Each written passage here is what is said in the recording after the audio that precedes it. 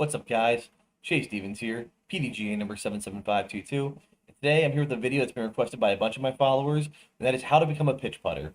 So, naturally, I think players start off as spin putters because it's natural, it's a disc. You got to throw it to make it go somewhere, so spin putt just kind of seems like the logical choice.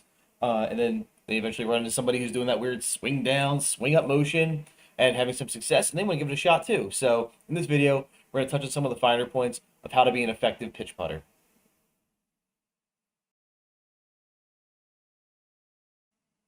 Okay, guys, so before we begin, let's first take a look at some of the bad habits you might have developed while trying to incorporate a push putt into your game. These usually come in the form of either a spike hyzer putt or a shoot from the hip putt. So first, let's take a look at the spike hyzer putt.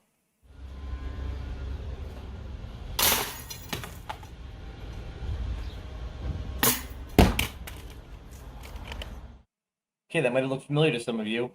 You're throwing basically a spin putt just sideways, with the disc completely vertical. Yes, the disc travels straight, but it's got a lot of inaccuracy going up and down, which we want to work on. So our goal is to really, cut back on the actual spin motion and do more of that pitching motion. Now, let's take a look at the shoot from the hip putt.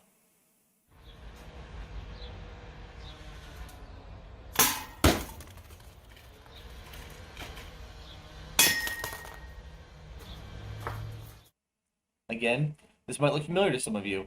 The shoot from the hip style develops again from that need to throw the disc instead of just pitching it. So what happens is they swing down, chambered on their hip off to the side, and then swing across their body.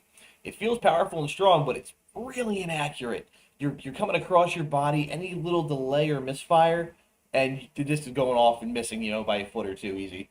And you're not even pitching the disc. You're throwing a spin putt, but you're like dipping down low and then coming up across yourself. The only person on tour I think who can even pull this off well is Emerson Keith, but it kind of goes back to Scott Stokely talks about it a lot. If you practice an inefficient motion a lot, you can make it work, but it's still not efficient. So our goal moving forward now is I just want you guys to think about these are usually the two starting blocks that I work with when I work with somebody who is trying to develop a pitch putt. This is usually the base of this is my pitch putt so far.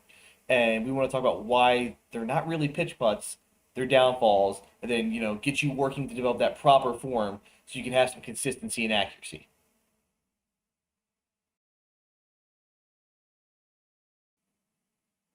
Okay, guys, so the first thing we want to talk about for a pitch putt is the stance. It's all about foundation. You got to build it from the ground up. When you're throwing a spin putt, you can actually have a little more of a closed stance if you want, because the way you're generating power, again, the main hinge is, your elbow, wrist firing. So a lot of players, honestly, don't really use much of the lower body. It's more of just a, kick the back leg out to counterbalance as they throw the right arm out. Others, to generate some power, kind of dip down, straight down, and straight up and pop it into the disc. But there isn't really that much of a rocking motion. Now, in pitch putting, you're going to be reliant on a rocking motion. You're going to lean back, lean forward, and use that swing to help drive some power from your back leg through your body, up into your arm, and pitch the disc. So your stance actually has to be pretty well balanced on all sides. So you want to make sure the base form is stand with your feet shoulder width apart, and then take your left foot and go straight back with it. And you should have that shoulder width distance maintained in between your back foot and your front foot still. So that way you have a center to work off of. That's the next important thing. For a pitch putt, you putt from your center. If you come off of your right leg, if you're standing in that form and you drop the disc down the right side, you're just going to hit yourself in the right leg, and that's going to cut back on your power. It's like doing a half swing. This results in a lot of people stabbing their putts. So it's basically they hit their leg and then they just shoot their arm really quick and jerky. That's not reliable. That's not accurate. So you want to make sure you get a nice comfortable swing. So the best way to do it is come straight down your middle and straight at the target. And it's nice. It's a nice lineup point too, because you can straight address the basket, address your aiming point, put the disc on that line, swing it down, swing it straight, and hopefully it will go straight.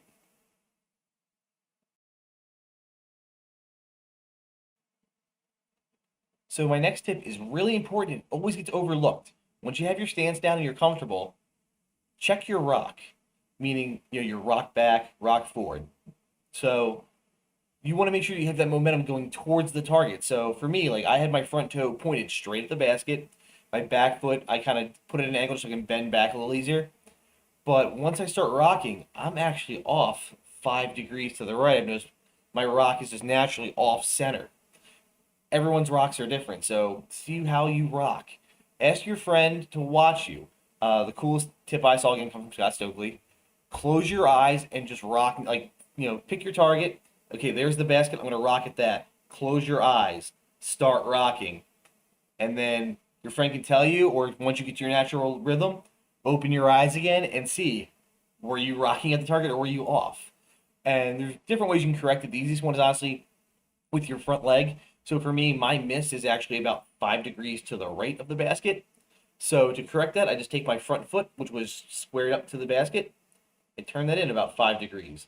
Nothing else changed in my stance. Just I closed my hip in a little bit, and what I did by turning that leg in, and what that does is correct, and now my rock goes straight at the basket, which is again we're trying to be efficient here. So we want to have all that energy transfer back, transfer forward. Disc is in the center, transferred into the disc, goes straight down that line.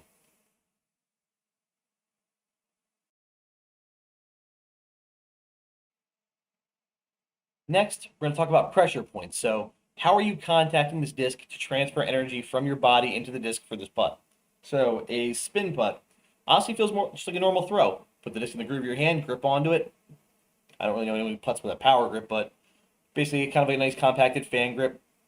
The main contact I'm feeling though is I'm feeling this disc in my hand, in the crease of my hand. I could take my fingers off of this disc, and I'm still holding it in the folds of my hand here. So that's where I'm feeling the main contact from. The index fingers kind of just rest down here as a last release point, but that's where all the energy is coming from. So I'm gonna basically whip this disc to spin it. Push putt, very different. I really splay out my hand for a fan grip, and all the contacts I'm feeling are out here really. So same, you should feel the weight of this disc in the downswing resting on your hand. I can take the thumb off, and I'm holding this disc. I'm feeling all the support and weight really. A little bit of a friction on the pad of my hand here. Set that up. A little bit of friction here, but mostly it's all in my fingertips holding it up. So the reason they call it a push putt is because you are actually pushing up into the flight plate with your fingers. I have 3 down here and I have 1 on the bottom of the rim. That's pushing too. And I feel that lift, that I'm coming up. I'm driving up into the disc to create that loft to send this disc forward.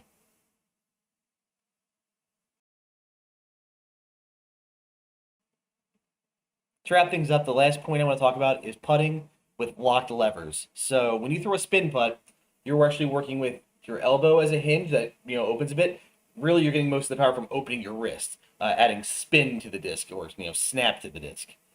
Pitch putting, push putting is about adding pop to it, which is that motion of pressing up on the flight plate under the disc.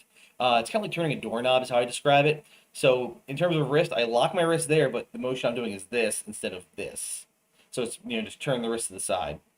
Elbow, you'll hear some purists say you got to go completely straight, straight up, straight down, straight back up. Just keep it locked. That's what I try to do. It works for me. That might not be comfortable for you. If you have a long wingspan, it really might not work for you. The best example is Ricky Wysocki.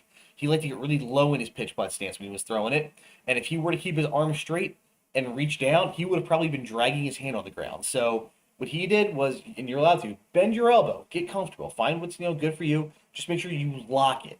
So whatever your angle you start with, when you reach down, it's the same. When you come back up, it's the same. It's the only problem with bending your elbow is you have to go over a mental block of you don't need to do anything. You think, I need to spin this, I gotta throw it.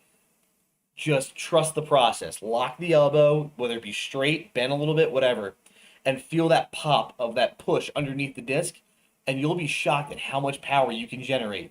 It's something I struggled with for a while, especially I'd set up and I'd reach down, and then as I'd come up, I'd bend my elbow and try to do this weird whippy thing at the end, and all that does is it takes all that energy you've built up from your legs coming up through your body, through your arm, and by the time it wants to get into the disc, your arm is still back here doing the whip, and it can't catch up in time. It usually results in a really floppy, lame duck putt.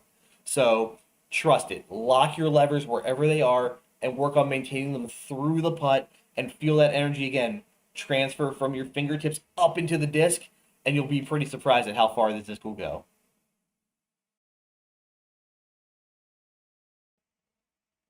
So these have been my tips to help you develop a pitch putt. I hope they help. Work on it. Even if you end up sticking with a spin putt, still work on a pitch putt. You never know when you need that arrow in the quiver. For me, I developed a pitch putt, stuck with it, but I never forgot my spin putt because there's been situations where I needed to do it. The most memorable one is hole 3 at Fort Washington. There's a guardian log that's on the circle's edge of one of the pins, and if you end up under it or short of it, you actually have no room to do a pitch putt swing. You got to go high over it with a spin putt. So it's nice to have that, tool in my belt if I need it. Now, as you work on your pitch putt, you're going to have to do some fine tuning. You're going to develop your own style. You need to figure out, the biggest part is release point. For spin putt, again, I come up high in my chest. I would aim at the number plate on the basket and I'd shoot out at that, and then this would just kind of naturally glide and drop into the basket. For pitch putts, you're just going to have some arc to it. So you got to figure out what's the trajectory of your throw going to look like. Some like to come really low and release low and kind of fire up at the basket, kind of like a submarine move. Nicola Castro comes to mind. Others like to, putt, go way out of focus, take off all the cameramen, and then, dive bomb the basket. Greg Barsby. So figure out what's that arc you want to throw. For me, I'm kind of at my belly button, and I release basically at the bottom tray of the basket, and then it just pops up and usually goes at most number plate height, and then kind of falls down and glides into the basket. So that's something you got to figure out on your own. What does your pitch putt look like? It's kind of what you're comfortable with, what you want to do, what shot you want to shape. I hope this helps, guys. If you have any questions, reach out to me. I'll do my best to answer them. As always, take care. Thank you for watching my guide to push putting. If you haven't already, please like the video and subscribe to the channel for more content like this and other disc golf content. The first ever Beat the Basket Bashers Challenge is still ongoing and will be running through Sunday, January 31st. The link is in the description below. Lastly, thank you to my sponsor. For all your disc golf needs, check out Basket Bashers Disc Golf.